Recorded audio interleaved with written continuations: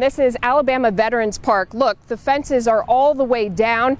And then I want to talk about this a little bit. You'll hear exactly what was up here in just a minute and how scary it was. But I want to introduce you to a man who lives nearby. One thing I also want to point out for you as well, if you're walking around the area, you'll see debris everywhere. In fact, take a look at this. There are shards of glass everywhere, pebbles, pieces of roofing, and they're starting to try to clean up all that. They've done a great job, as you mentioned, downtown, but just so much debris. Take a look at this house here. Imagine this scenario. A man and his wife went to bed. They knew there was bad weather, but they decided not to go into the storm shelter in their garage. Instead, they went to bed.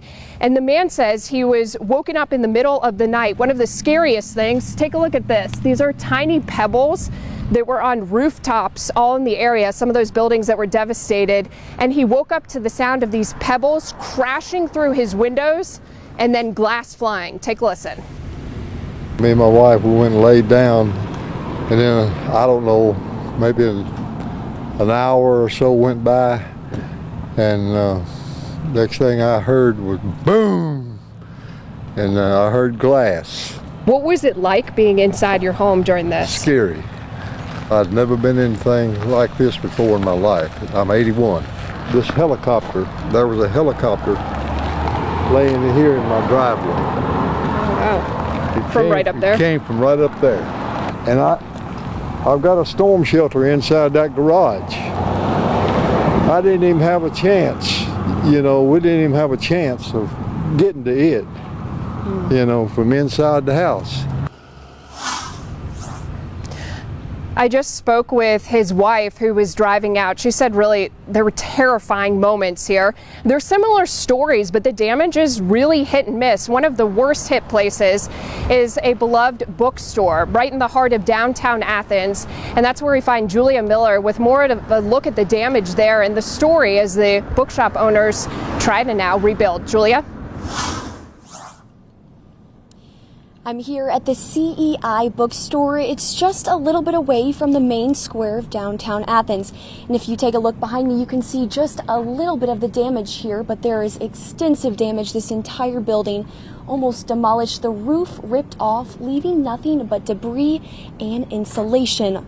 CEI bookstore director Lance Taylor has poured his heart and soul into this bookstore the past few years. So when he heard the news Saturday night, he says it was shocking and heartbreaking.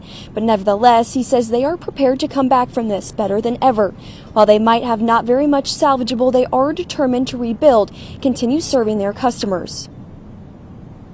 When you've been through things like this, I think to some degree we went through it with the pandemic and having to close our doors to the public to a large degree and kind of reinvent ways to do business. And this will be another adventure like this, and we'll embrace it and just move ahead. For now, though, they will spend the next few days, weeks, and even months picking up the pieces. In Athens, with coverage you can count on, back to you, Tory.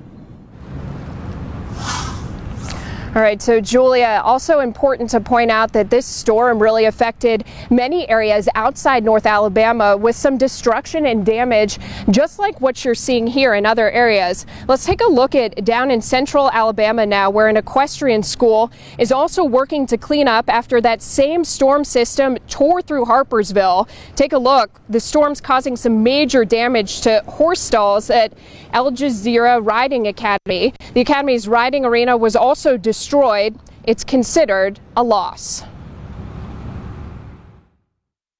The arena's the total loss. And that's a biggie for this business. And you know, we have the barn roofs that are gone, and other parts of the buildings, you know, that are, you know, are going to need attention. The arena's the biggie. So right now, ranch staff is left with the task of cleaning stalls filled with nails as well as mildew, and also removing metal framing scattered across the property. The ranch is also having to deal with electricity outages due to water damage. Back here in North Alabama, if you are looking for ways to help out the community, Athens Main Street has launched a cleanup and storm damage fund. We're told that every dollar donated will go directly towards repairing anything damaged by Saturday's storm. Those donations donations will also be accepted through mail as well. You can go to our website, waaytv.com, for more information. So as you see here, this is just one pocket of where the damage is. I walked the entire downtown area, walked the 4 blocks out here to see this, and it is really hit and miss. That's what people are talking about today. Also, the fact that this happened in the middle of the night. They say if this had been earlier when people are downtown, it could have been a much worse situation, even though right now no one likes to see any damage. No one likes to see people scared in their homes, but this is what they're dealing with, and it's going to take some time.